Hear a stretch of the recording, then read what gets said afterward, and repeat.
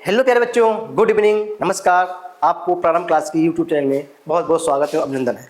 जैसा कि पिछली कक्षा में हमने एक्टिव पैसिव वॉइस का present perfect tense, past indefinite tense व पास्ट कंटीन्यूअस टेंस पढ़ा था। इसकी वाली क्लास में हमने जो है प्रेजेंट इंडेफिनिट, प्रेजेंट परफेक्ट और प्रेजेंट कंटीन्यूअस का टेंस का पैसिव वॉइस बनाना सीखा था। आज की क्लास एक्टिव पैसिव क्लास की आखिरी क्लास होने वाली है। इसके बाद हम नया टॉपिक शुरू करेंगे। नया टॉपिक जो इम्पोर्टेंट टॉपिक है क्या है, डायरेक्ट एंड इनडायरेक्ट है, इसको हम लोग पढ़ेंगे। तो आज पिछली कक्षा में हमने बताया था कि स्टार्टिंग में हमने बताया था कि एक्टिव पैसिव वॉइस को हम 3 क्लासों में इसको तोड़ के पढ़ेंगे, ताकि एक क्लास में हमने 3 टेंस लिया था। 3 क्लास में कुल मिला के 9 टेंस का एक्टिव वॉइस का पैसिव वॉइस बनता है। कुछ टेंस जैसे present perfect continuous, past perfect continuous, future continuous, future perfect continuous टेंसों का पैसिव वॉइस नहीं बनता है। बाकी 9 टेंस का पैसिव वॉइस बनता है। तो 8 टेंस का पैसिव वॉइस बनता है। शुरू करते हैं देर न करते हुए। बहुत क्लासें लंबी नहीं होगी, क्लास बहुत छोटी होगी।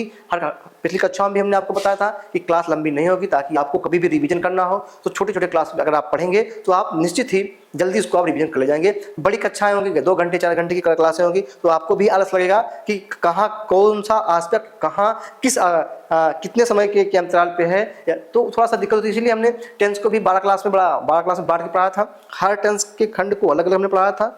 इसी प्रकार एक्टिव पैसिव वॉइस का यही हमारा आगे जो होगा डायरेक्ट इनडायरेक्ट का होगा। तो मेरा जो हमने आपको प्रॉमिस किया था कि परीक्षा के पहले हम आपको ग्रामर से एकदम हूबहू इतनी अच्छी प्रैक्टिस करवा देंगे कि कोई भी क्वेश्चन आपको ग्रामर का आने वाला कभी गलत होने वाला नहीं है। तो शुरू करते हैं। देखिए लिखा गया है, अब वाक्य देखते ही आंसर बता देंगे। जिसमें थंबनेल देख रहे हैं कि अगर आपने केवल सहायक क्रिया को याद कर लिया कि किस टेंस की क्या सहायक क्रिया है, तो ये मैं गारंटी देता हूं जो यहाँ पे थंबनेल में लिखा गया है कि वाक्य देखते ही पैसिव वॉइस आप बना लेंगे, तुरंत बन जाएगा। पैसिव वॉइस में बच्चों कुछ नहीं है, बस आपको केवल ये आना चाहिए कि यदि वाक्य लिखा गया है तो किस टेंस में लिखा गया। ये अगर आपको आ गया तो गारंटी माने बच्चों, कोई भी एक्टिव वॉइस का पैसिव वॉइस आपसे मिस नहीं होगा। चाहे छोटी कक्षाएं होंगी, चाहे बड़ी कक्षाएं होंगी या कॉम्पिटिटिव परीक्षाएं होंगी, वहां पे तो हमें क्वेश्चन के लिए बहुत कम सेकेंड समय मिलता है। तो आपको सबसे महत्वपूर्ण है उसकी सहायक क्रिया। और हमने इस क्लास को इस तरह से फ्रेम किया है कि एक तरफ हमने सहायक क्रिया, ये सहायक क्रिया इसकी है, वो क्रिया क्या होती है, और इसको जो हम चेंज करेंगे तो किसमें चेंज करेंगे ये हमने आपको बताया। तो आप हमारे साथ अगर जुड़े हैं तो निश्चित ही आप अच्छे क्लास, गुणवत्तापूर्ण क्लासें आपको प्राप्त हो रही। तो शुरू करते हैं। क्या है पहला बच्चों, पास्ट परफेक्ट टेंस। क्या है, क्योंकि पिछली कक्षा में हमने पास्ट कंटिन्यूअस टेंस पढ़ लिया था। ये क्या है, पास्ट परफेक्ट टेंस है। देखो बच्चों, ठंडी भी बढ़ गई है, आप ठंडी की छुट्टियां भी बढ़ गई हैं स्कूलों में, तो कोई बात नहीं, ये आपके लिए सबसे अच्छा समय पढ़ने के लिए। आपको स्कूल भी नहीं जाना है, बस आप अपने क्लास को रूटीन में लाइए, क्लास को पढ़िए। कोई भी अपने तैयारी को अब एकदम साफ तरीके से पढ़िए। ज़्यादा इधर घूमने का चक्कर छोड़ दीजिए। अभी शादी ब्याह वगैरह सब भी खत्म हो गया है। आप फरवरी में पेपर दे लेंगे, 2 महीना आपके साथ बच्चों है। 2 महीना क्या कहते हैं, आपके पास पूरा जनवरी है, 16 तारीख से परीक्षा है। तो ये मान चलिए आपके पास 50 दिन बचे हुए हैं। तो 50 दिन को आप बांट के पढ़िए कि क्या दिन में हम क्या पढ़ेंगे। अगर आप अनुमान लगाएंगे तो आपके पास कुछ दिन नहीं बचा है। आपको केवल मेहनत से पढ़ना है, जिसमें पढ़ाई पे ज़्यादा फोकस करिए। जब आप पढ़ाई पे ज़्यादा फोकस करेंगे, जाहिर सी बात है आप अच्छे आएंगे। तो ठीक क्या है, देखिए हमने बच्चों यहाँ पे फ्रेमिंग किया है। क्या फ्रेमिंग किया गया है, ध्यान समझिएगा।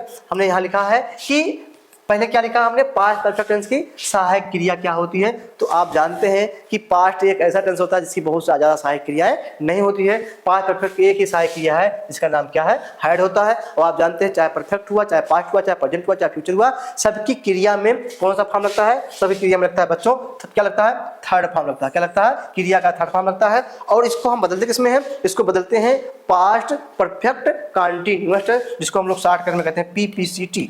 PPCT माने पास्ट परफेक्ट। और पास्ट परफेक्ट कंटीन्यूअस की सहायक क्रिया क्या होती है, हैड बीन होती है। क्या होती है, हैड बीन होती है। इसमें क्रिया का लगता है थर्ड फॉर्म। अब देखिए, पास्ट परफेक्ट की क्रिया का थर्ड फॉर्म और इसको जो चेंज करेंगे उसमें भी क्रिया का थर्ड फॉर्म लगेगा। इससे आप ये टेंस आपका सबसे आसान टेंस है। इसको आपको समझना बिल्कुल आसान है। क्या है, हैड बीन बदलना है, ना तो बहुत ज़्यादा सहायक क्रिया इसमें नहीं है। अब हम एग्जाम्पल देखते हैं।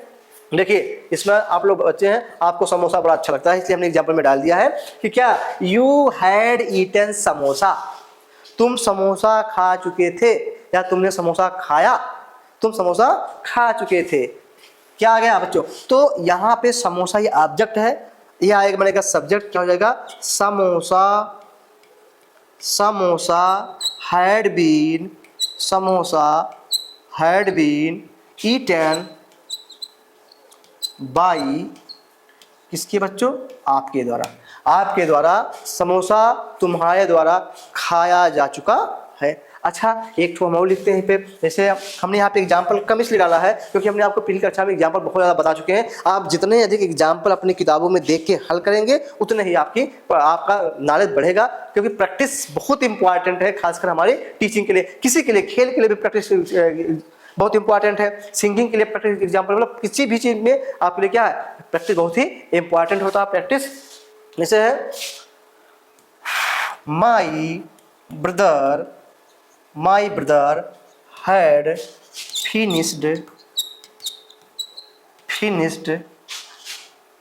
फिनिश्ड मिल्क, मेरा भाई दूध पी चुका है, फिनिश पूरा कर चुका है। क्या जाएगा? Milk had been finished by my brother. फिर देखिए यहाँ पे है she had not washed the clothes before lunch time, lunch के समय के पहले तुम अपना कपड़ा साफ कर चुके थे। आप देखो बच्चों, इसमें ये है आपका ऑब्जेक्ट, ये आपका सब्जेक्ट है, यहाँ लाएंगे लिखेंगे द क्लॉथ्स हैड, यहाँ बच्चों नॉट है, the cloth had not been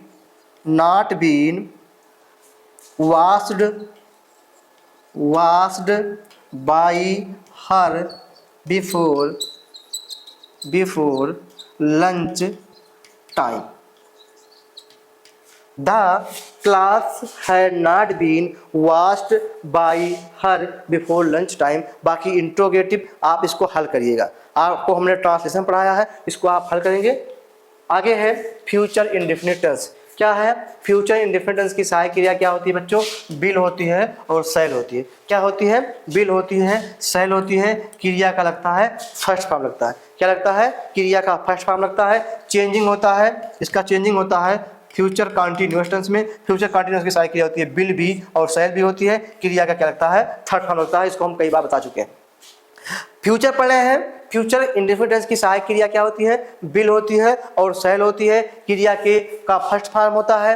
अब इसकी पहचान क्या होती है? हिंदी में देखा जाए तो वाक्यों के क्रियाओं के अंदर में गा, गी, गे, गु आदि शब्द आते हैं, अर्थात इसमें क्या होता है? भविष्य काल में होने वाली क्रिया का क्या किया जाता है, इससे जानकारी मिलती है। क्या हो गया बच्चों?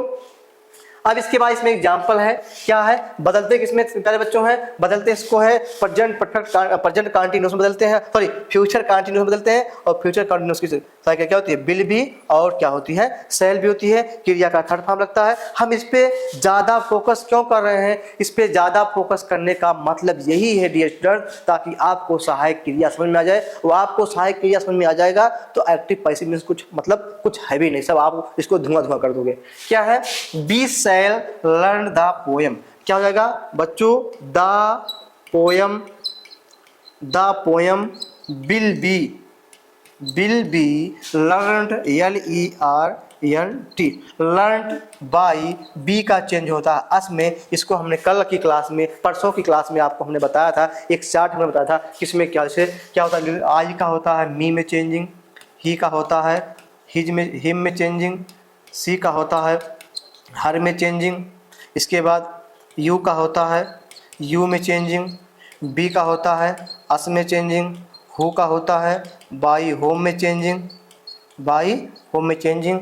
दे का होता है देम में चेंजिंग, इट का होता है इट में चेंजिंग। इसको आप लोग नोट कर लीजिएगा, ये आपके काम आएगा, पिछली कक्षा में हमने आपको बताया था। क्या है बच्चों? He will not ring the bell, वो घंटी नहीं बजाएगा, वो घंटी नहीं बजाएगा। हिंदी का पैसे बनाएंगे, घंटी उसके द्वारा नहीं बजाया जाएगा। तो क्या हो जाएगा बच्चों? The bell will the bell will not be rung by him.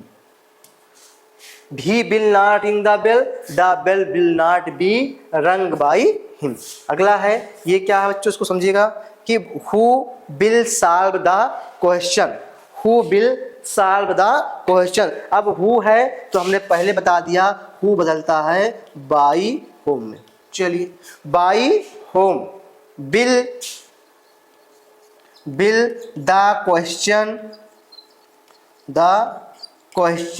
B solved.